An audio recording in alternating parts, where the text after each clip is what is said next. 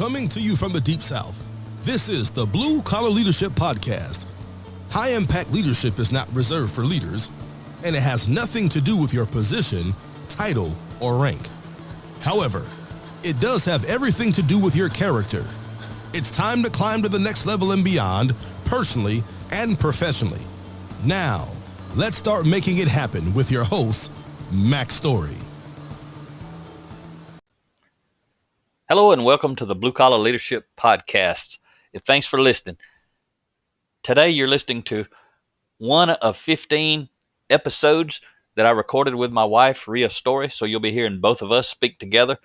And we're speaking to you about a book that we actually wrote together called Change Happens, Leading Yourself and Others Through Change. And it's based on a lot of principles that we learned along the way.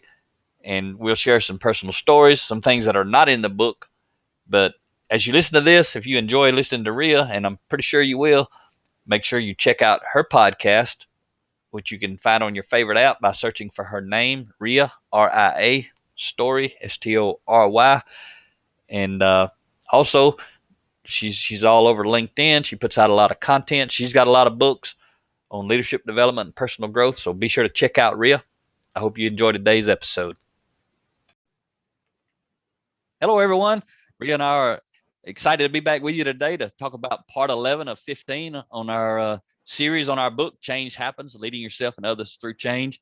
And I really appreciate you joining me, Rhea, for this series, or me joining you, whichever way you want to look at it. But it's pretty cool to do it together, I think. You know, we write the book with different perspectives, and we talk about it here with different perspectives. So today, part 11, Chapter 11 is Leading Change. And I want to open it up today with a quote from Stephen Hawking. He says, "Intelligence is the ability to adapt to change." Which really means all the stuff we're talking about is all about mindset, right? It's how we think. I'm gonna share a story. You got something you want to mention right quick before? No, share your story. Yeah. Okay, so last time I talked about leveraging change, and I shared the story about being the first to become a setup person as our plant went to lean manufacturing operations, and we transformed that. And then I went in and held my hand up and took over one of the new sales that was struggling. So I learned to leverage changes there. And I'm going to talk about some more gain that I got out of learning or choosing to leverage those changes. You know, you fast forward, that was in the late 90s.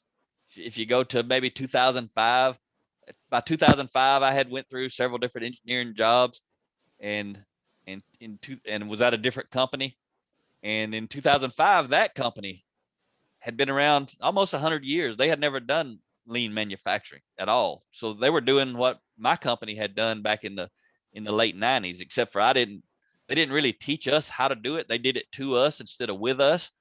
But now I was leading the change. I held my hand up again. I was leveraging change also at this company, but I was leveraging change in an attempt to lead change. So in 2005, when we started down that lean transformation journey, I held my hand up to the plant manager and said, "Hey, I'll do this." So what happened was I got to become the first lean coordinator in that plant, and then later I became the lean manager. Neither one of those positions had ever existed. There was not a need for them in the past. And so I reported directly to the plant manager. During those 3 years, with the plant manager's support, my leadership, and a team of 200 people, those who were engaged, we took that plant from minus 3% gross profit margin to plus 35% gross profit margin. I got to lead the change. And wow, what immediately happened, and it always happens, when a company goes either through lean manufacturing transformation or either cultural transformation relative to leadership development, the first thing that happens is there's a big divide. People who are supporting it, those who are not supporting it. Basically, you get two camps, the whiners and the shiners, using the words we've been talking about here. And so I forgot all about the whiners. I acknowledge them. They were there, but I built relationships and led the change. I had to learn a lot. I had to learn a lot, read a lot, experiment a lot, because I had never led this type of change and transformation. And the people in the company had never been through it. We were all green. None of us had experience, but I was leading change because of all the times that I had leveraged change before had set me up perfectly to begin leading change. Yeah, as you're talking about that, and we speak to this a little bit in this section in the book, one of the, I mean, we already know this, but the most difficult person for us to lead is ourselves, right? We all know of things we should do that we haven't done, or things we shouldn't do that we do. And when we talk about leading change, it's really important to remember that the first and most important person that we lead is ourselves. And there are three ways that we can influence and lead change within ourselves. So I want to speak to that just a little bit. The first is what we think about. Leading change begins by choosing our thoughts carefully, right? Because we, as the leader of first ourselves and then influencing others, if we start to be negative, then the moment we start to feel negative, if we will stop and redirect our thoughts and say, I've got to focus on the positives here, right? Because here's the thing, we are human and we have emotions, right? That's just a fact of being human, is we have emotions that are in us. But it's Andy Stanley who reminds us our feelings are terrible leaders, right? Just because we have emotions doesn't mean it serves us best or that it's in our best interest to respond based on those emotions. And particularly when change happens, there can be a lot of this negative emotion swirling about in ourselves, in the culture, in the organization, or at home, in our community, on social media. Boy, negative emotions run wild on social media. I think they breed there. And when we feel that negative influence start to creep in our thoughts, we can intentionally stop and redirect that into a more positive perspective. You talked about mindset. Oprah Winfrey said, what we focus on expands. Mm. What we focus on expands. And so if we're focusing on negatives, they're just going to grow and grow and get bigger and bigger in our headspace.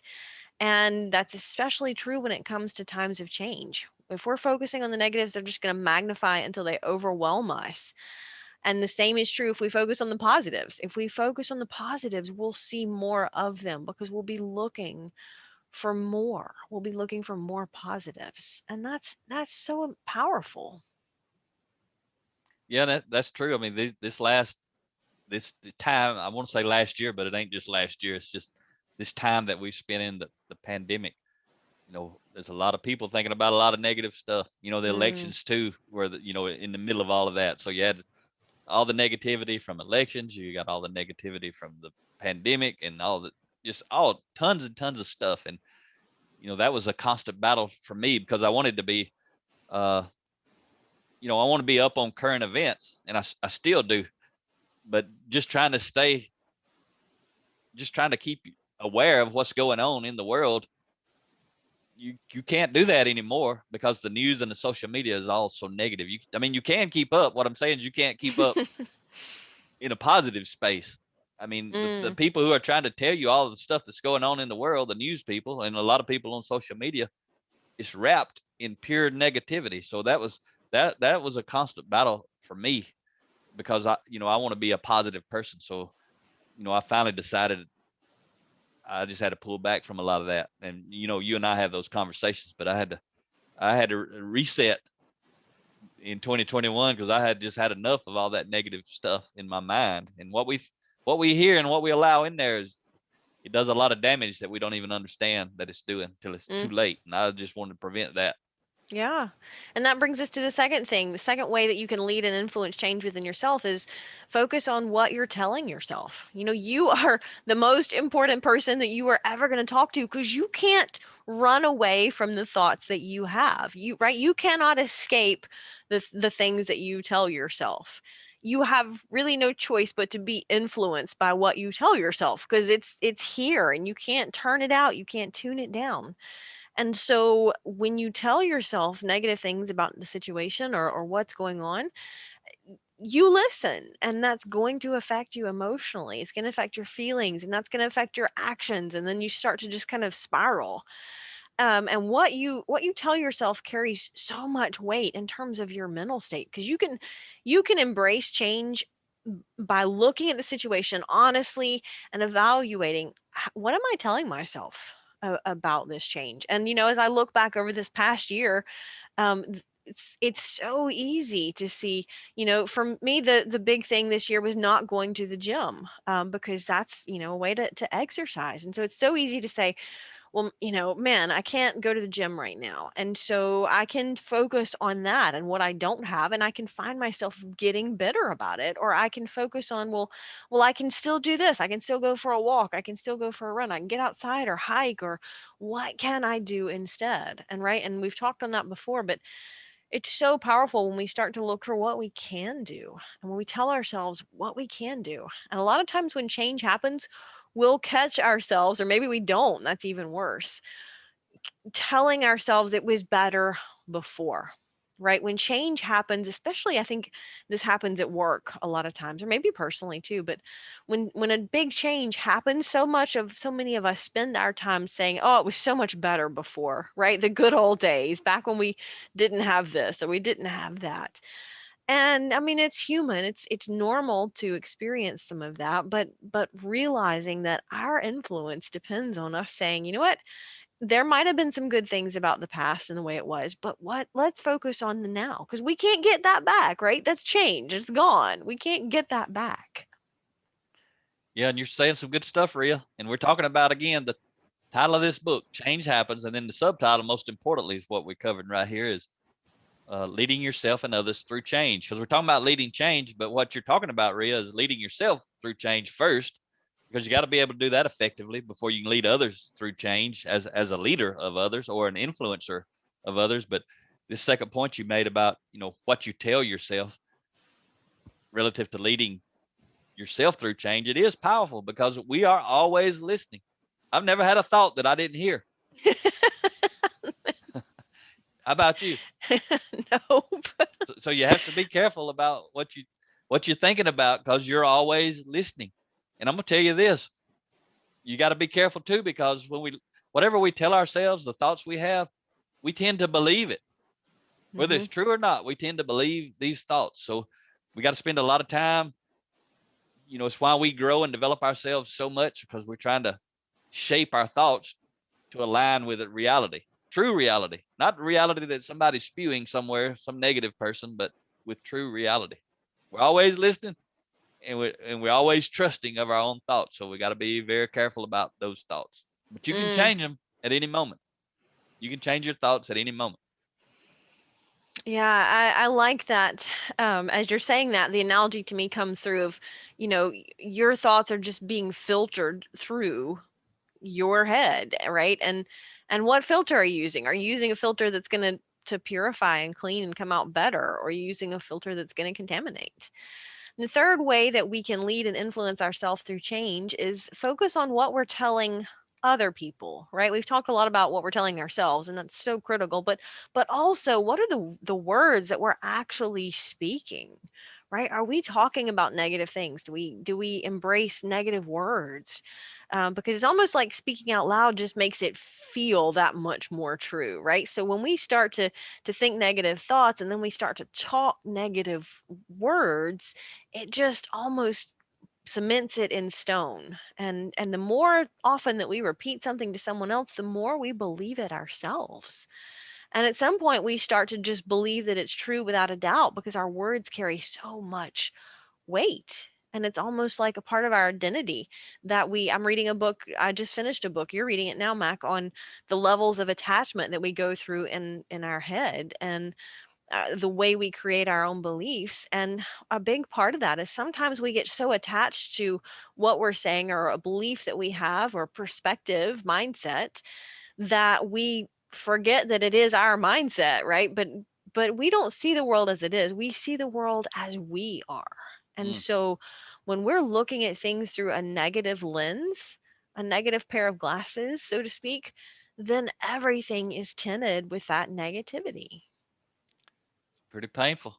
We run across a few of those people every now and then, don't we, Rhea? Mm. Yeah, and none of us get it right all of the time, right? None of us do. We're all human, and we are gonna slip from time to time.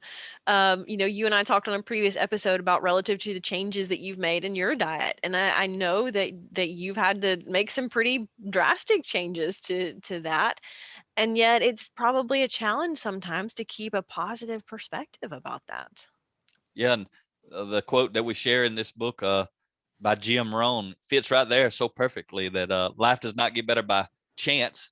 It gets better by change. You know, I always tell people who are, I'm 51, so people who are in their 40s or 50s, 60s, somewhere in that time range, it's something I always say jokingly is our free ride's over.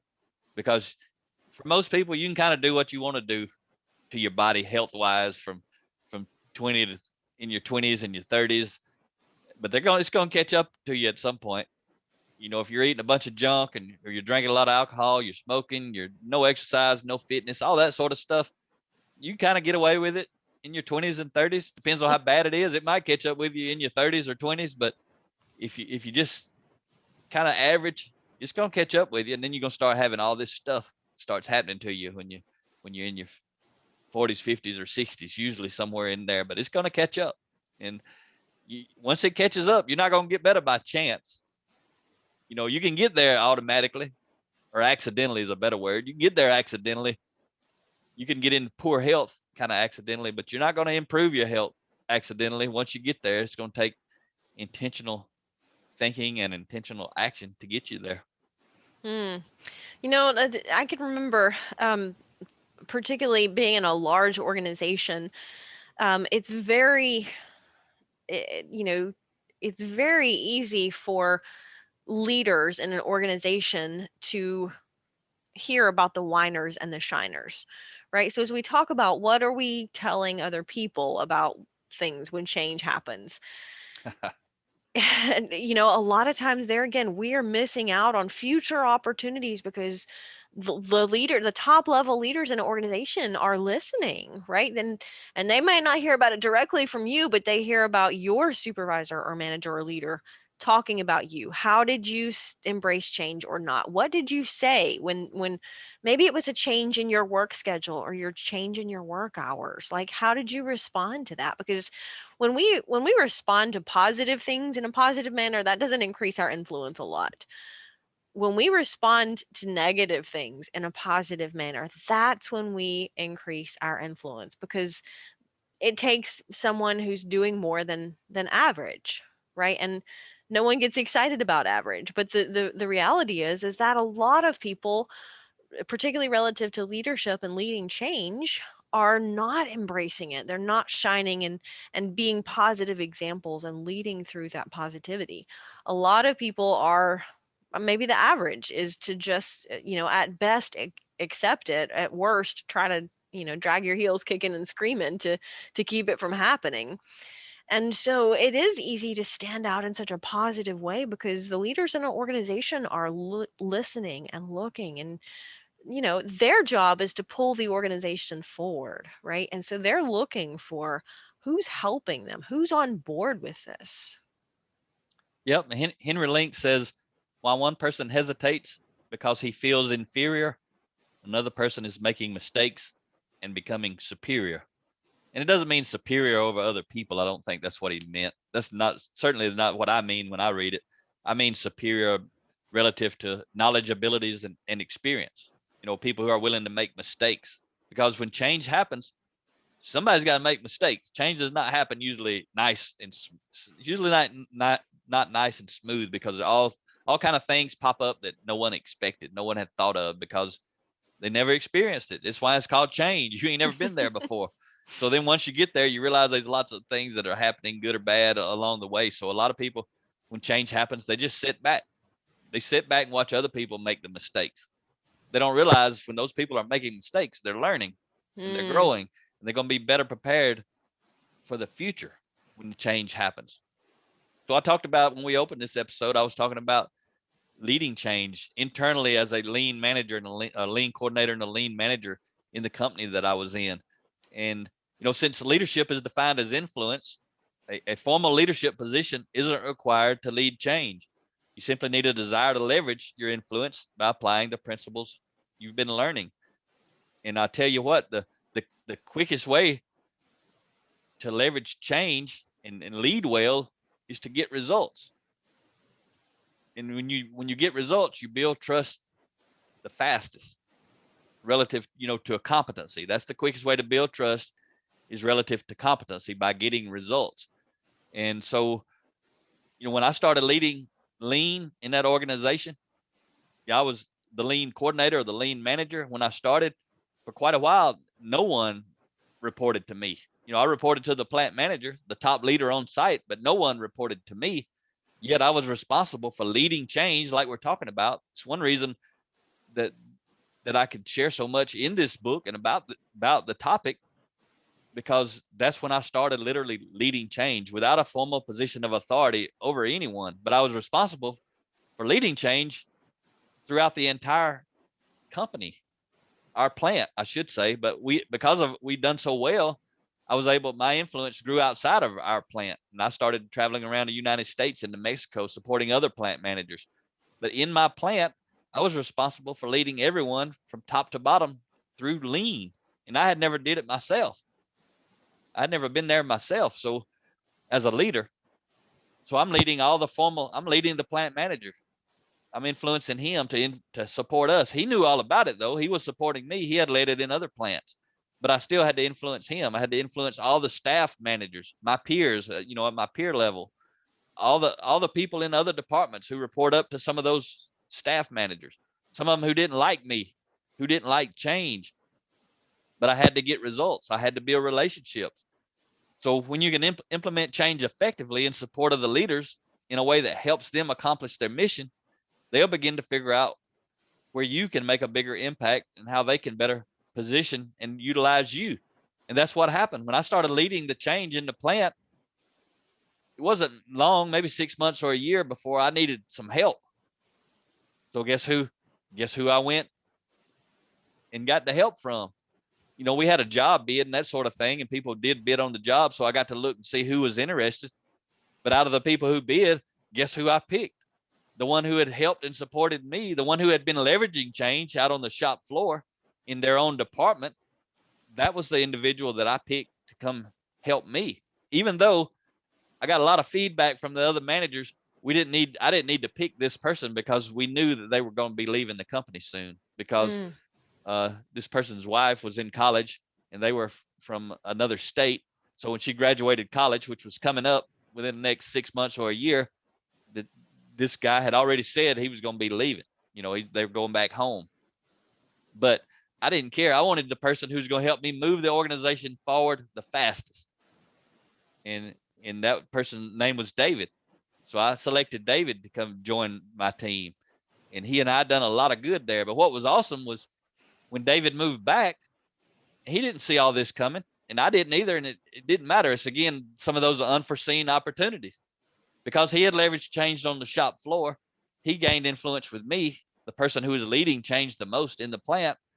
He got to join my team. I got to see who he was about and what he was about. Then when they moved home, found out they were going home to Kentucky, and we had another plant that was basically 25 miles or so from where he was moving. So he was able to transfer there, and he actually became their lean leader in that plant. So I was able to lead leaders through change, but those leaders that I was leading through change were the leaders who were leveraging change. And I'm sharing all this in that way just to validate everything we're teaching is how it works. A lot of people don't see it because, as we said, they're unforeseen opportunities. He never knew when he embraced change on the shop floor. I was leading it as a lean manager. He never knew he wasn't doing it for this reason. He couldn't do it for this reason because he didn't know. But he never knew him stepping up, embracing change was going to allow him to become a lean coordinator at another plant of ours in Kentucky. He probably didn't know there was a plant there. He's creating a job for himself in another state 2 years in the future. That they didn't even know he existed. But I had a lot of influence. So when he got ready to move, I'm able to call, and the plant manager at our plant's probably able to call. I don't know. I can't remember if he did or not. I'm sure we both probably did, but talk to people at that other plant. And we leveraged our influence and got him, he got to walk in the door with a lot of influence. You borrowed some influence. Absolutely. You borrowed some of yours. Yeah, I think that's a powerful story to wrap up this episode on. Last thing, that one of the points you say in the book, you talk about everything you ever achieve will be a direct result of your ability to influence and lead other people. And that's a great example of that. He had influence with you, and you had influence with others. And a lot of times that's where we see more and more opportunities expand. But there again, it starts with us. Yeah, so he stepped in. He done a great job for that year or so before he left, and then we thrived. We were farther ahead. Now it was time to replace him because he had left. Now I needed someone to replace him. So now there was not such a good pick anymore because the best pick was gone. And it's hard to believe some of those high level managers in that plant said I shouldn't have picked David because he's the one that could move us the farthest, the fastest, with his help, using him all throughout the plant instead of in one department that he was working in at the time. So then now we open it up for bid, and the people who apply, I didn't really want any of those people because there was no one else like David had been. He was the cream of the crop, and there was no one at that time who was available to come in, but I still had to pick someone. So I had to pick the best out of the group. That individual come in, and I actually ended up we didn't terminate him, but we put him back in the workforce. He didn't fit. The reason was he wanted the job. He didn't want the responsibility. So when he got the job, it really is, but he was the best to pick from at that time. But by the time that he got in and kind of I figured out this is not going to work, and I talked to him, I tried to coach him and mentor him. I had never read all this stuff. I'm sure without a doubt I could have done a much better job if I had the knowledge I had today. So he had the competencies, but not the character. That guy? Yeah. Yep, he had the competency without a doubt. He didn't have the character. He was missing it, and he didn't want to grow into it. And I had talked with him and talked with him and talked with him and talked with him. And again, I didn't have all this knowledge I have today. We were not teaching leadership development in our organization. We were just teaching about lean, like most organizations do. They don't do any leadership development. So we had to come to work loaded with whatever knowledge we got accidentally gained from learning and experience in life. But I had to let him go back, and he was unhappy, but he was really better off because he could perform out on the production line. And then I was able at that time to go find someone else, and then got a much better person. And that, after the time with the bad person in the role, by the time by the time I was able to pick someone else, there was someone else ready to step into the role, and that person did a much better job. They were actually seeking responsibility, and so that was better for us. And I'm just going to end it with a quote, actually taken from the book. It says, "If you force people to change as a leader, you have no reason to be proud. Any person with weak character can force and intimidate others into compliance. The result is resentment, not loyalty." And that's why we let that person go back into the workforce.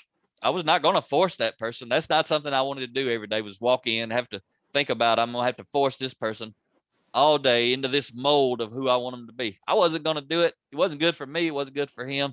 Best thing to do is make another change and put that person back where they come from, where they can be successful. And then I can go find someone else that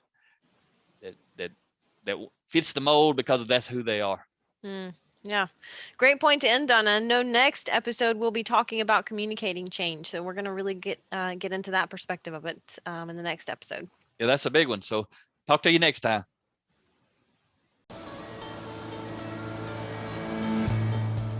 Make it happen or someone else will. It might as well be you. Are you serious about taking your career and your life to the next level and beyond? Check out Mac Story's Blue Collar Leadership series books and others, now available on audio, along with paperback and ebooks at Amazon, iTunes, and Audible. Please visit bluecollarleadership.com to learn about Mac's books, programs, special offers, certifications, and more. Thank you for listening to the Blue Collar Leadership Podcast.